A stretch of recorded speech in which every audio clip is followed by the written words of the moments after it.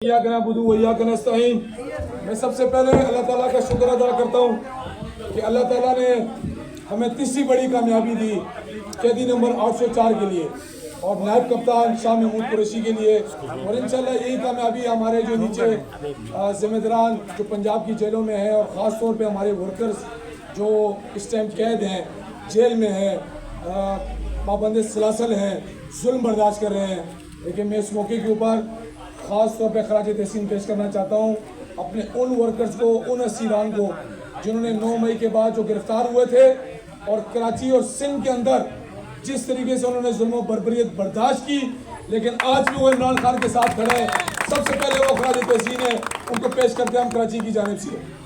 मैं पूछना चाहता हूँ पंजाब और वफाक के तर्जुमानों से कि मुझे उम्मीद है कि आप इन जजेस पे तनकीद नहीं करेंगे, क्योंकि इन्हीं जजेस के बारे में आपके बड़े अच्छे कमेंट्स थे जब नवाज शरीफ साहब का तारीखी इस्तेमाल हुआ था और इस्लामाबाद हाई कोर्ट के अंदर आपके जो है वो पैं जो है ना ख़त्म नहीं होती थी तारड़ की। अब मुझे लगता है कि तारड़ को अच्छे अल्फाज इस्तेमाल करेगा, उम्मीद तो नहीं है।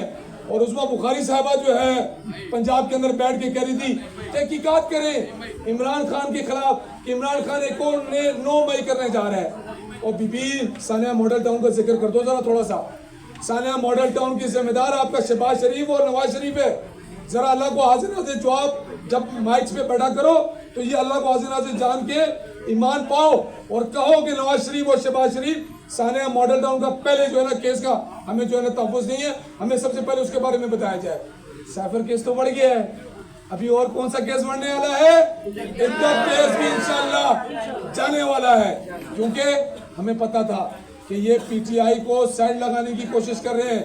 इन्होंने सोचा था कि हम जो फैसला करेंगे वो होगा, लेकिन ये भूल गए थे कि फैसला वो होता है जो मेरा रब चाहता है।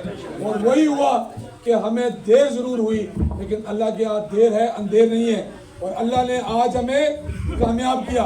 पाकिस्तान तहरीक इंसाफ के कराची के वर्कर्स, कराची का सदर नहीं, कराची काबीना नहीं, कराची का वर्कर्स मुबारकबाद के मुस्तहिक है जो ये सब एफर्ट्स करते हैं, दिन रात वहाँ खड़े रहते हैं।